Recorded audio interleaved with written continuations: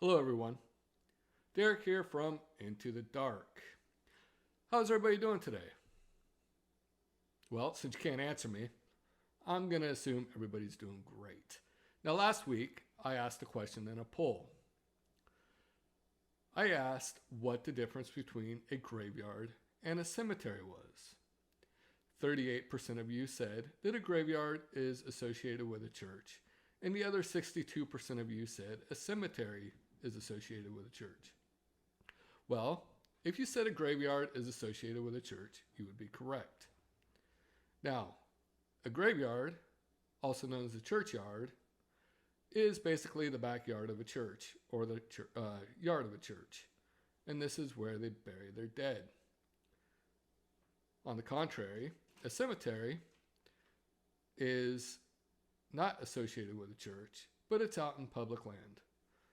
Okay, a cemetery does, however, accept the bodies of, or ashes of bodies, where a graveyard typically does not. Now you know. Okay, real quick, I want to tell you my story. In a separate poll, I asked, why do you believe in the paranormal? 79% of you said you've actually seen a ghost, where the other 21% of you said that there were other reasons. Whatever reasons those might be. Well, my story started off as curiosity. Around 2010, I was in the Navy, stationed in Virginia Beach, Virginia, and on a Navy base called NAS Oceana. And I really started to get into the shows Ghost Hunters and Ghost Adventures. After watching these shows, I started to wonder if it was real evidence that was being created or if it was just to build viewers. After all, they could set up paranormal activity off camera, show the viewers, and we wouldn't know the difference because the cameras show us what they want us to see. There was a rumor that one of the live Halloween shows on Ghost Hunters, that Grant Wilson, one of the hosts, faked evidence. Now, I don't know if this is true or not, and I don't want to discredit the guy, so I'm not going to give my opinion on it. But I think that a lot of times his stuff can be legitimate.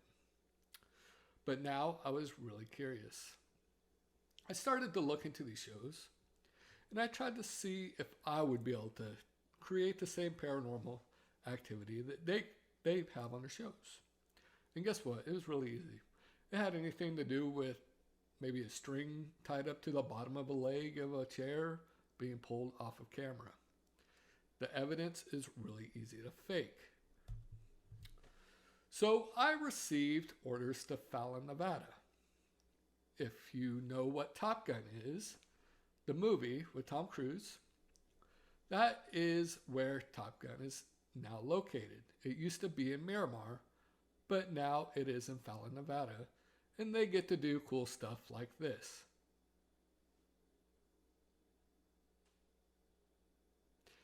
Now, if you don't know where Fallon, Nevada is, it is about an hour east of Reno and about 45 minutes away from the very haunted town, Virginia City. Now, if you don't know what Virginia City is, it is where the Ghost Adventures crew, the original Ghost Adventures crew, got their start. This is Zach Bagans, Nick Groff, and Aaron Goodwin. You can see their original documentary on YouTube. Just Google or YouTube in the search bar, original Ghost Adventures documentary, and it will pull up. It's about a 2-set series, I believe. So I found this to be the perfect chance to feed my curiosity. I found the paranormal investigating group. They were located out of Sparks, very close to Reno, if you don't know where that's at. And I sat down with them, interviewed with them, and they thought I'd be a great fit for their team. My first investigation with the team was in October. Guess what happens in October? They set up haunted houses. Yep, so my first experience with a team was a haunted house. So what they did in this haunted house was they set us members up throughout the house to make thumps and bumps as guests would walk through, thinking that it was a haunted building. Now I was a skeptic. I thought for sure that the paranormal was faked in the TV shows and with ghost hunting groups. But then I got to investigate this place called Daughters Cafe in Reno, Nevada. So I was the camera guy.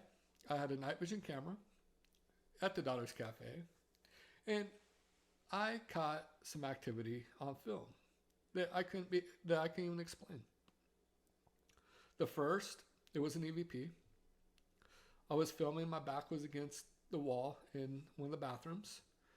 And one of the investigators asked, "Did you just touch my hand?" On film and with my own ears, I heard, "No, Mom did." It was the voice of a little girl.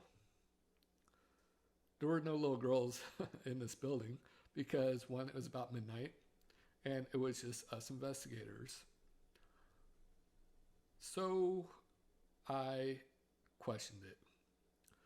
Me being a new investigator, I didn't tag my audio, which is a big no-no. And if you don't know what tagging your audio is, that is where, at this point, I would have said, "I heard something. It sounded like no Mom did." But I failed to do that, so I couldn't prove that I heard it with my own ears. But guess what? We did catch it on audio. Now, this video is the property of Ghost Posses, so I can't show it on this website. But I did. That was my very first paranormal evidence that I did catch on film. Later that night, we were debriefing the owner of the establishment, and we did catch a lot of evidence. At this point, my back was toward the living room, and I was leaning up against a wall looking into the kitchen. And I felt something rush into me. I thought I just got lightheaded, and that was the end of it. But after that, I started acting kind of weird at home. I personally think at that point, I got an attachment. Anyway, moving on. I was invited to a get-together with the team. When I showed up at the door, the founder of the group was very excited to show me something. Again, at the Daughters Cafe. This is where I was filming. And everyone in the team were sitting in a circle. I was in the back corner filming. I panned over to this big mirror that was in the corner of the room. And a phantom hand swiped out and swiped in just as quick as it appeared. It was very quick. It was like that. Anyway, I tried to debunk it. I watched the video over and over again. Everybody in the room was accounted for. And this phantom hand was just that. Nobody in the room was near the mirror. So this is the first place I caught video evidence and caught my very first EVP. So poll time, yay! All right, can mirrors serve as portals? Can ghosts live within mirrors? The answers, the choices I'm going to give you is yes, mirrors can harbor ghosts. And no, that's just a myth. Moving on. All right, so my first investigation at the Washoe Club. I'm excited for this. The upstairs of the Washoe Club used to be condemned. But due to donations and membership fees of the Washoe Club, it is now open to the public. And this $20 fee, which would give you membership to the Washoe Club, would get you half off discounts on drinks, give you access to the members only room, and of course the museum in the back of the building. These right here, this is the museum back here that Zach Bagan started. We'll get to his stuff in a minute. These are all the paranormal investigators that come through here.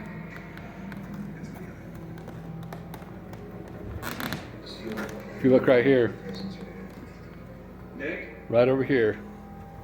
Here is Aaron and I Zach could not find Bagans' Nick, shirt that he and the wore both of during us, his very along first with Nick, had investigation, no idea which what we they just play his captured, video and on that we loop were up not here. alone.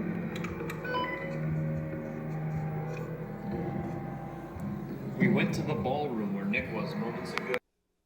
Well, the fundraising paid off, and they opened up the top floors of the Washoe Club to paranormal investigators.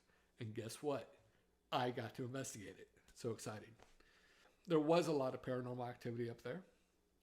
Everything's from pipes being banged on, orbs, anything else you could really think of except for EVPs. I didn't catch a single EVP. But I did get to investigate the building, which was cool. At the end of the night, though, I had to ask myself if this was another haunted house, like my very first experience with the team. At this point, I was about 85% a believer, maybe 15% skeptic. I had a lot of questions. A lot of questions. This team, I do believe, is legitimate, but I had to break off and find out on my own. And guess what? This is how Into the Dark was created. I gathered my own team and I started to set up investigations with them. I was trying to take a picture and it stopped working. Remember, your camera stopped working last time. I know, it was at 70% too. Your camera stopped working? Yeah, the whole phone just shut off. Like last time we were here, my phone, you had to see it. We were walking up those steps that go down, and my keys started acting crazy. They started spinning in circles, and shit, what the hell happened? So your phone's completely dead right now? Yeah, it was at 70%. That is where I'm going to leave off with this part of the story. Now, this story isn't over. It's just the end of the chapter. So I will tell you more next week. See you then. I'm going to post this video up on YouTube. And leave the link on the Facebook page. So if you click somewhere, down there, the link to this video will be there.